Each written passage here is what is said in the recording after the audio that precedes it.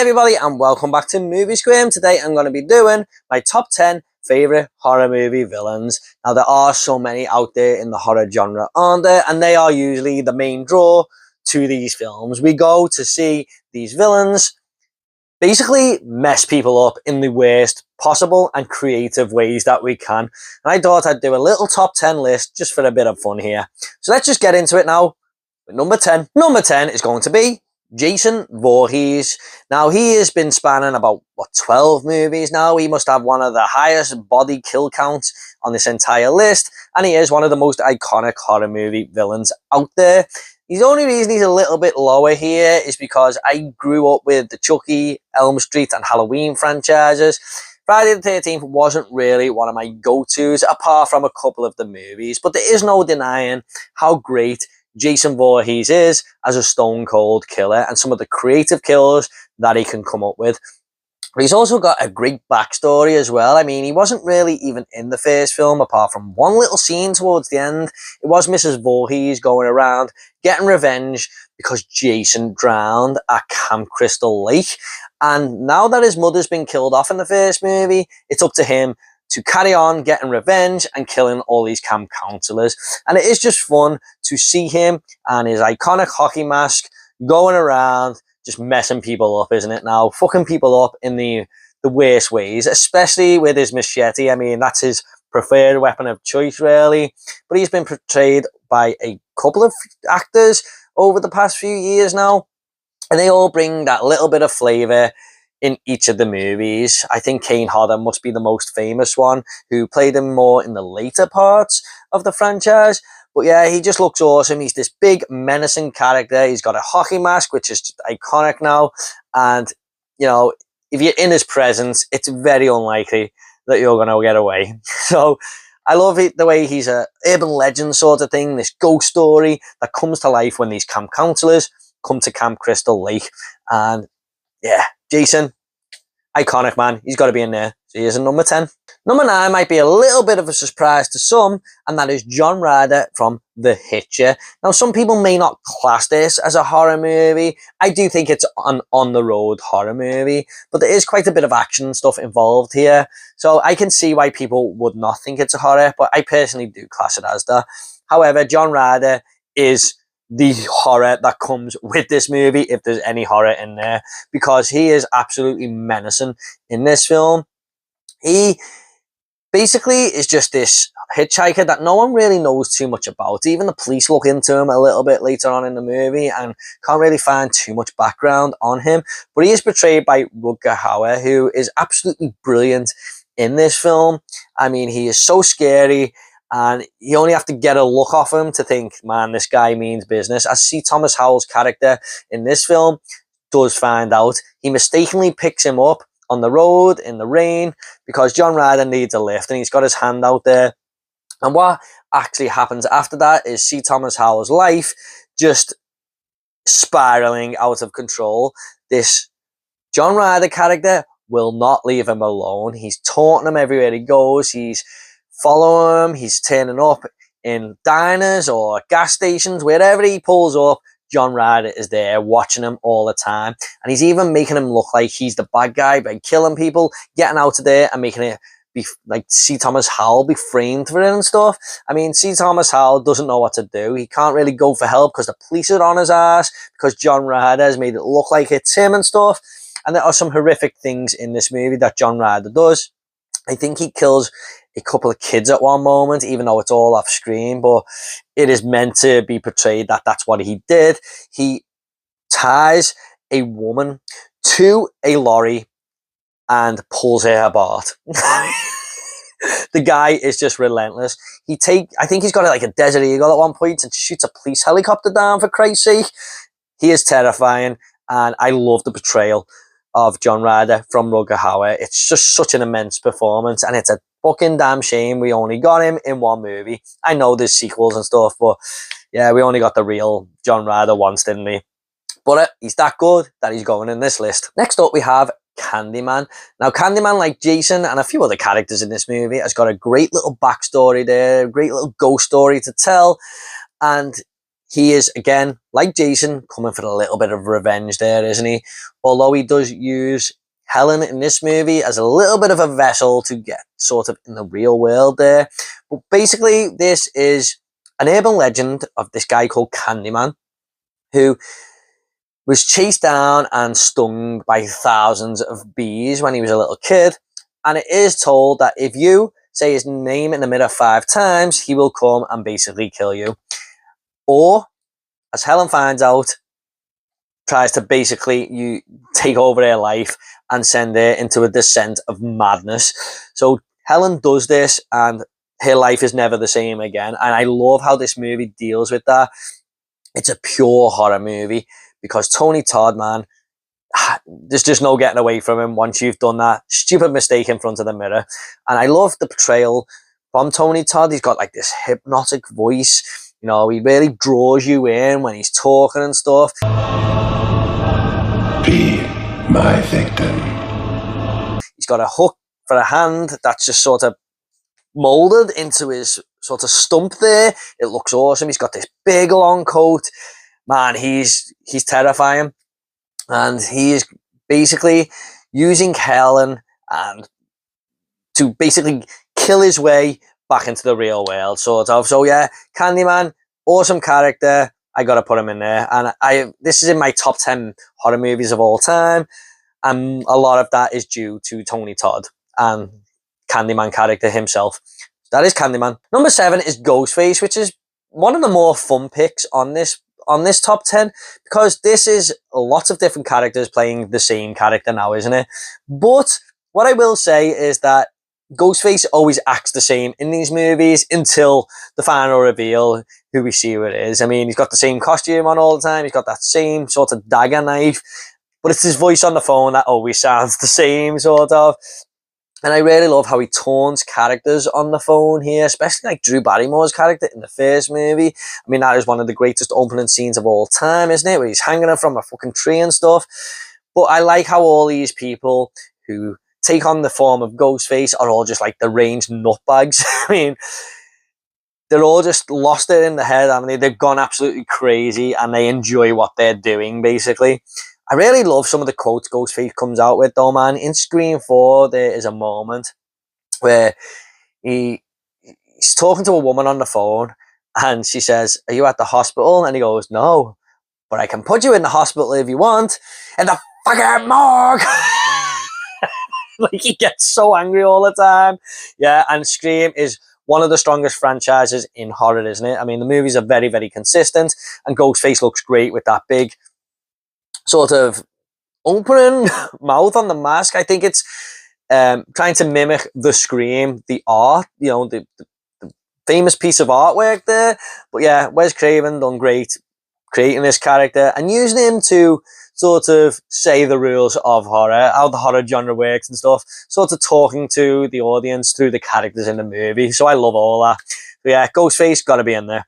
Next up, we have Pennywise the Clown from It. Now, I am talking more for Pennywise from the 1990 movie. I think Bill Skarsgård done an okay job in the 2017 film, was it? And in Chapter 2, he does a good portrayal of the character. But Tim Curry, for me, man, he's the real deal here. I grew up with the 1990 miniseries, and I used to rewatch it constantly, even though it was 3 hours long. I used to absolutely love it. And the main draw for me was Pennywise the Clown, who is this sort of alien type creature who takes the form of a clown to sort of get the kids' attention and stuff. But he has to feed on the kids of Derry, Maine, every 27 years, I think. So yeah, every 27 years he comes out of his hibernation and feeds on children. Not much more deranged than that now, is it? And, you know, from the first opening scenes in this movie, we can see him going after these kids. He's hiding behind a washing line at one point. And then he draws the kids in by trying to be fun. And, you know, this quirky little clown. Aren't you going to say hello? Oh, come on, bucko. Don't you want a balloon? You know, we see Georgie running down the street there with his boat, and then Pennywise just pops up from a drain, which is so weird to think, where you just see a clown in a drain, and then we all know what happens there. He's quite terrifying, but he does take on other forms where characters are scared of certain things. Like there's one character who watched a werewolf movie, and he's kind of freaking out about the werewolf, and then Pennywise takes that form into a werewolf, so because he's playing on his fears and stuff. He lives in the sewers of Derry, where our characters have to go in and sort of take him out down that big murky sewer and stuff. It's weird. He's just like this pristine looking clown that lives in the sewers. So yeah, I love the portrayal of Tim Curry as Pennywise. He's friggin' awesome. Yeah, that is Pennywise. Next up, we have Michael Myers, which some people may be screaming at the screen now saying that should be number one, but this is just a personal list. It's not the right list. It's just my personal preference. We all watch movies at different times in our lives. We all grow up with different franchises, but Michael Myers is awesome, man. I mean, just to have a very simple look. He's got a boiler suit on, and they spray painted the William Shatner mask white and cut the eyes out. That's the suit, and it has become so iconic over the years. John Carpenter, man, the simplicity of that first film just so works in this movie. And I really love how you see the William Shatner mask and how white it is coming from the shadows all the time. I mean, it just works. And that is what Michael does here. He lurks in the shadows, he stalks his prey, and then he pounces. And, he's mainly doing that to Laurie Strode in the first film, of course. Going past in cars, tilting his head a little bit, hiding behind bushes, just sort of taunting it a little bit. But man, he is, again, like Jason Voorhees, got one of the biggest body counts here. And I love the fact that he's kind of seemingly a normal person. His mask comes off in the first film, he looks like a normal guy. Tony Moran, who played him there. But then there's a supernatural element thrown in at the end of that first film, where Loomis shoots him over the balcony and he's gone. And from there, he has just become an unstoppable killing machine, hasn't he? He is friggin' awesome. And, you can just picture Michael Myers now, can't you? Walking down the streets of Haddonfield with that awesome Halloween theme tune in the background there. So yeah, Michael Myers, one of the greatest killers in horror movie history. And I will not argue with anyone who would put him first. But for me, he's in fifth. In fourth place, we do have Leatherface. Now, he's probably this high because the first Texas Chainsaw Massacre movie is the greatest horror film of all time for me. And I just absolutely love Leatherface in this movie. He is fucking horrifying. Now, what's scary about Leatherface is, unlike most of the other killers on this list, even John Ryder, to an extent, is supernatural because he kind of turns up in unexplainable places at times. He is the most normal human type character in this entire list, because all he is this cannibal living in the backwoods of Texas there, and that is not too unbelievable of a scenario to imagine, is it? People in the backwoods of Texas, the outback of Texas, killing people. I mean, it was all based on a true story. The Ed Gein case, of course. So yeah, I mean, this is as real as a horror movie as you're gonna get.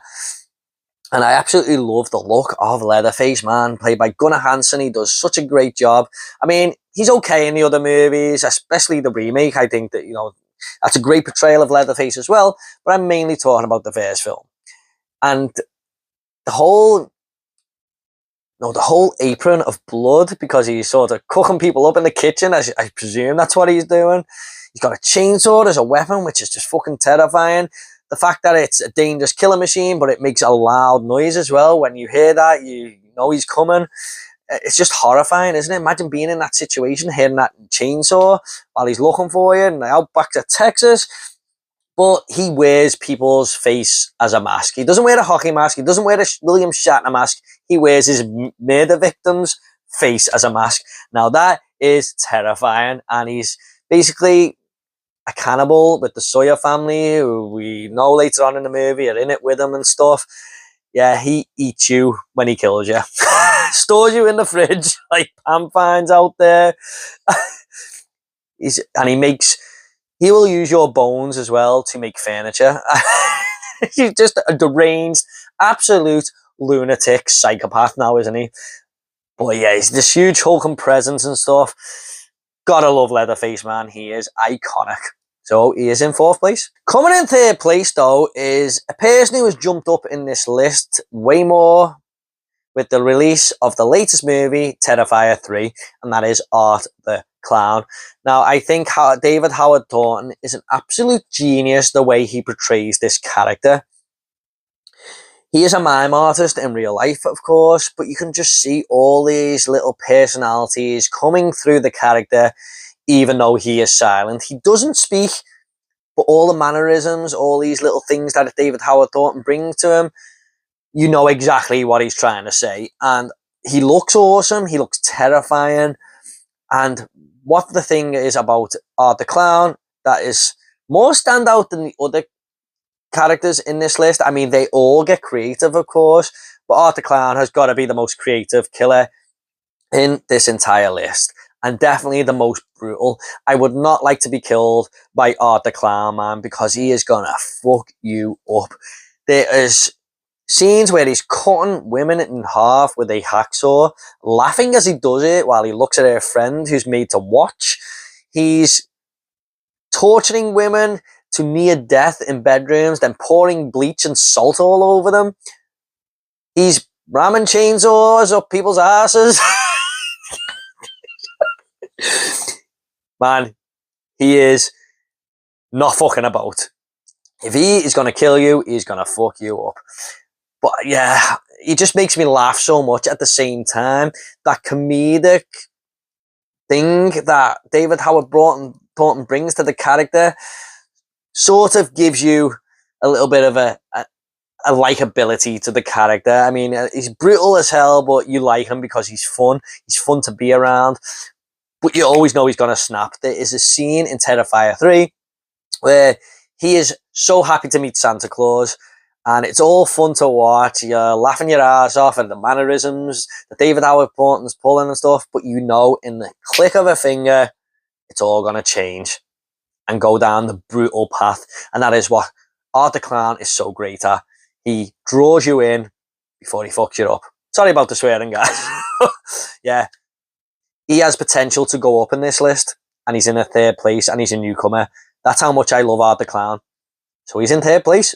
Coming in 2nd place, though, is my boy Chucky, portrayed by Brad Dourif, who was the Lakeshore Strangler, and put his body, because he was about to die using voodoo, into the body of this doll.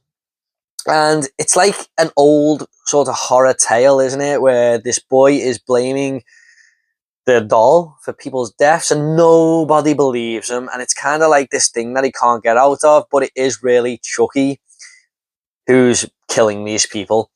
And once he comes alive in that first movie, man, a horror icon was born, where he's saying to Catherine Hicks's character, "You stupid bitch, you filthy slut, I'll teach you to fuck with me." The puppetry work on this character is awesome. Chucky looks amazing. I mean, to go from that doll, that innocent looking doll, to absolute horrible maniac with all the faces he pulls and stuff with the puppeteer work is awesome. And he can hide in the shadow, well, not even in the shadows, but in plain sight, can't he? Because he can just take the form of a doll and not move. But when he has to, he can throw you off guard and just have you off, like in Child's Play 3, where the barber who's going around saying "presto, you're bald" to everyone, he decides to cut Chucky's hair, or attempt to, and next minute Chucky slices his neck and says "presto, you're dead." So yeah, characters unbeknownst, who is going to believe that a killer doll is alive? Like, a doll is alive killing people? Nobody. So we can sort of hide in plain sight there, can't he? And he's got some real great one-liners. Nothing like a strangulation to get the circulation going. I love the dialogue that is given to Chucky, especially in the second movie, where the character absolutely comes alive, and it didn't let down from there, didn't it? I mean, there's a moment in the second movie where he's forcing Kyle to drive to this certain location, and she says, "We're going to get pulled over again," and he just goes, "Just shut up and drive before I kick your fucking teeth in." Chucky is awesome, man. I absolutely love him, and he is one of the most creative killers, like Art the Clown, in this list, of course. He comes out with some great kills in this movie, in these movies, of course. And oh man, I love it when he puts that knife in his stump and Child's Play 2 and he's just going crazy trying to chase Andy everywhere and stuff. He's an awesome killer and I love him. So yeah, in second place is Chucky. In first place though, it's going to be Freddy Krueger, played by Robert Englund. Now the whole reason I have this channel, the whole reason I'm doing this video, the whole reason I love horror is because of this character. I had a few friends when I was in junior school. I think it was like year 3 or 4 back in the day. And I heard these kids talking about this character with the knives for fingers, burnt face, and a hat who kills people in their dreams. And I was like, what the hell is this movie? I was only watching Aladdin at the time and fucking Jungle Book. I mean, I didn't know these movies existed. We didn't have the internet back then or anything. I mean, people wouldn't show you these things on YouTube or nothing. And I just overheard this conversation. Then I went home and I couldn't stop thinking about it. And I said to my mum, can I watch this Freddy film? And she was like, no, you've got no chance. And I was like, oh, yeah, that makes me want to watch it even more now. And I begged my mum to let me watch this damn movie for about 2 years. And she wouldn't have it. And one day she changed her mind and my dad came home from the car boot sale with A Nightmare on Elm Street Part 3, The Dream Warriors. Yes, I started with Part 3. Although I was watching snippets in my friend's house of Part 2 at times. But I watched that movie and a horror fan was born in me. And I watched that VHS so many damn times. I absolutely loved it. And then I grew to get all the other movies and stuff. And I just grew up with this franchise. What Robert Englund brings to this character is absolutely phenomenal. And he's scary because he gets you in your dreams. Everyone's got to go to sleep at some point, right? I mean, imagine going to sleep knowing that you may not wake up because this killer's coming for you. The whole look of him is iconic. Burnt face, fedora hat. Is it a fedora? No, this old dirty boiler. He lives in this old dirty boiler room where he takes all his kids. Because he's got a backstory as well, because he used to kill all these kids on Elm Street, and the parents of Elm Street decided to burn him alive because he got away with it because someone didn't sign the search warrant. And he's got so many great lines of dialogue as well, and he's like a witty character, like Chucky a little bit. Some of his best lines come out in the third movie, of course. But he is just the ultimate dream demon. And I know he went off the rails a little bit in like parts 4, 5, and 6 and become a little bit of a comedian. But him in the first 3 movies and New Nightmare and Freddy and Jason to a point, he is great. And I absolutely love Freddy Krueger. We need a New Nightmare on Elm Street movie, man. We really do. I know Robert Englund won't be playing him probably, but someone out there can surely do a job. So in first place is Freddy Krueger. This is God. Okay guys, hope you all enjoyed that video. What do you think of my top 10? Please leave your top 10 down below in the comments. I really was thinking about throwing a few other characters in here as well. I just couldn't fit them in, like Jigsaw, for example. I really wanted to put him in this, but he probably would have just been an honourable mention if I'd done any. But yeah, guys, I hope you all enjoyed this video. Please give this video a like and subscribe to this channel. It would really help me out. Thanks so much, guys. You take care, and I'll see you all in the next video.